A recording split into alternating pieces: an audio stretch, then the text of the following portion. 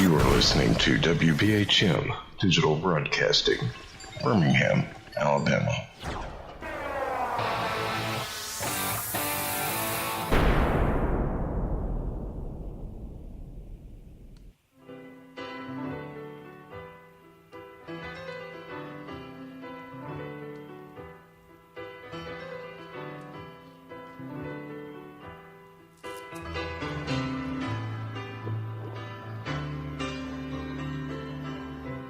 It's Wednesday night, time for the Paranormal Experience radio show with host Kat Hobson. Kick back, relax, and get ready to learn. Welcome to the show. Now, here's Kat.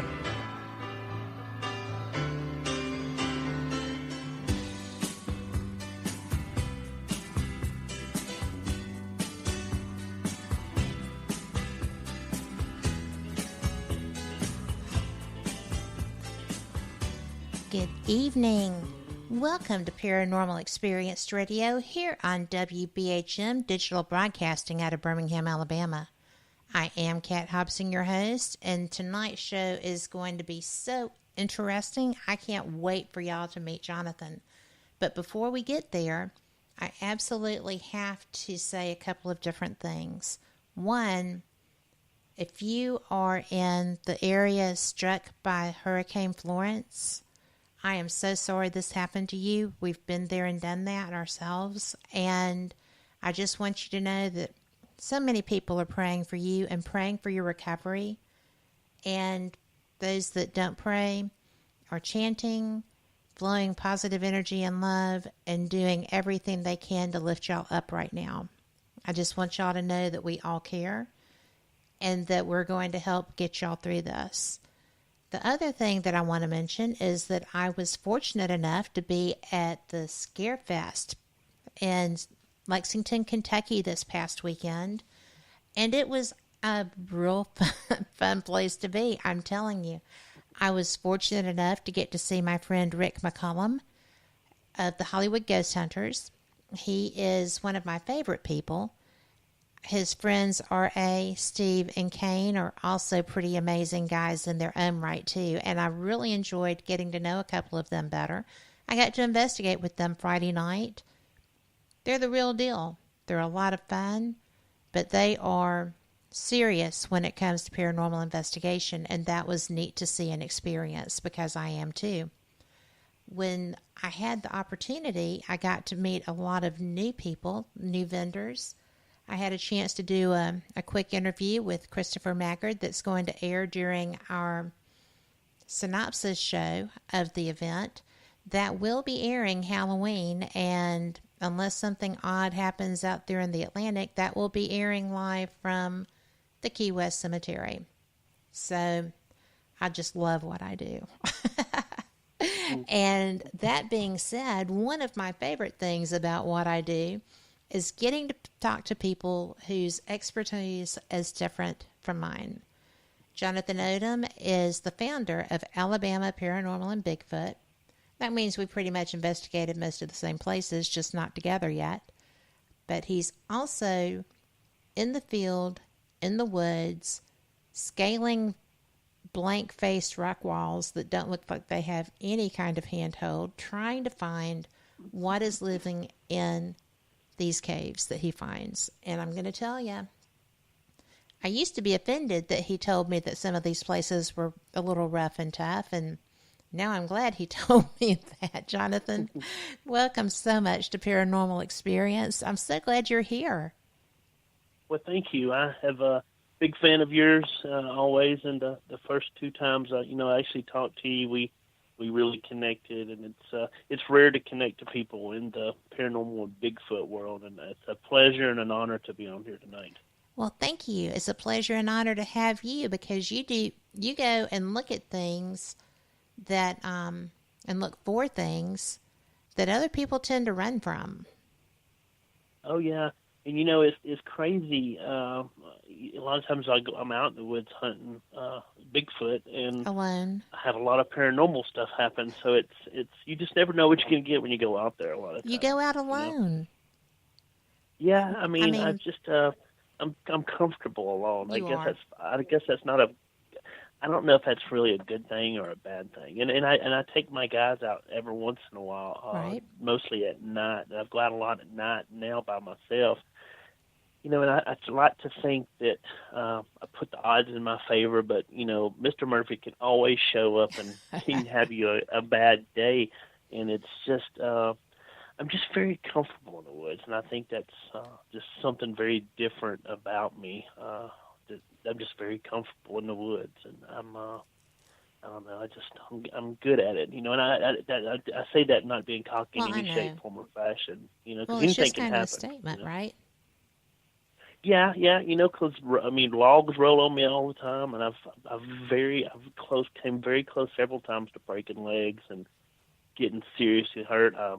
Last week I had a wild boar charge me. I didn't shoot him, but I thought, oh my God, I'm just not to shoot a boar, and he actually he veered off, and it's a fascination that I've had since I was a kid, and the woods to me are not very scary, especially at night, because to me, bad human beings scare me more than anything, and I know that's really strange to say, but a lot of people don't spend a lot of time in the woods, and they think they're mysterious, and they are mysterious. There's a lot of odd things happen in the woods, but I'm just very comfortable with it. I don't know why. I question myself a lot, Well, I wonder too, because I am not someone I lived very rurally 2 times in my life, and I didn't care for any of them. So, Right. It's not that I'm not a brave person, because I am, but some of the stuff that's out there can give you pause. And Yeah. it will, like you said, with the heat and everything that's been going on, snakes. Oh yeah. Yeah. That's my biggest fear, are the snakes, Yeah. and we've talked about that. But And the woods are very much alive, with everything, and it's.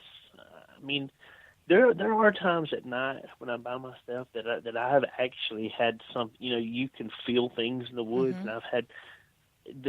What freaks me out the most is when I get something get on me, and it's almost like I just want to take off running, and I know I cannot do that, and then my mind goes back to there, just like there is haunted houses, I believe there is woods that are something's there, whether it's an ancient spirit or whatever it is. I mean, I felt that 100 times or more in the woods at night by myself. And it really is, I guess, with the paranormal investigator, it really is running the gamut. The only thing that keeps me from running is knowing, okay, if I run off this bluff, I'm dead, and that's pretty much, yes. It's kind of a game, you play. You just got to be very in tune. And I like to take people in the woods and give them that experience. And I've had people that couldn't handle it, and I've had people that were like, "You're crazy as hell," And I guess I just don't know what to think about that, because it's not all fun and games. Sometimes it's kind of weird. I see foxfire a lot in the wintertime, which is phosphorus gas that comes off of rotten leaves, and it floats. And when you see that, but I've also thought I've seen foxfire that did not behave like foxfire. It makes you, question everything, and it's, I go off the beaten path a lot. A lot of times in the Talladega National Forest where I go, and even in Bankhead, rangers are like, hey, have you seen this person? Because I know where a lot of things are that they don't even know. But it's interesting, so... We're going to have to back up, because I know what foxfire is, but not everybody listening does. Can you explain that to them? Foxfire is something that occurs when wet leaves, and like a log that is sitting on the ground, when it starts rotting, it gives off a gas, and the old timers would call it foxfire. I don't know quite where that term comes, but it will actually float, and a lot of time it's bioluminescent in the woods, and it will actually glow. And I've seen some places in the forest too where some certain type of mushrooms do the same thing. I don't know where the term come from, the Appalachians, I'm pretty sure, because that's the Foxfire series books. But it Right. floats. I see it quite a bit. I see it actually a lot in the wintertime. When there's been a hot, sunny day in the wintertime, and then it gets kind of cold, you'll see it, and it's pretty cool to see. I don't really think that it's paranormal, and I'm pretty sure of that. But then again, you know, the more I read about certain things, I mean, it may be. I mean, is that a good explanation, or? Well, that's a definitive answer. I've got to tell you, Jonathan. So Yeah. thanks for that clarification. No, I Yeah. kid, because, Well, you know, there's so little that actually you have a definitive answer for. But yeah, we have a question for you already out of chat. Okay. Yeah. And let's do it. Brenda says that since Bigfoot's living in the woods, and there are from time to time rabid animals in those woods, like boar go crazy. They're mean anyway. Yep. But have Yep. there ever been reports of rabid Bigfoot, or given some of the things that she's heard about them, are these creatures immune to disease? You know, I think I don't think they're immune to diseases. I have some good friends in the Texas thickets that talks about creatures being aggressive. I've had one creature that was aggressive, but it was more of a young type creature that approached me on one of my videos while I was filming, and I shot over its left shoulder and actually raised its teeth at me like a gorilla does with aggression. You know, I don't really know. There's not really any documented cases except in the 1800s where Bigfoot supposedly attacked a human being, you know. So I guess anything could get rabies, even a Bigfoot, if it's an animal. You know, I guess it could happen. There are been some cases of the government killing these creatures. I know for a fact. Now, were they rabid?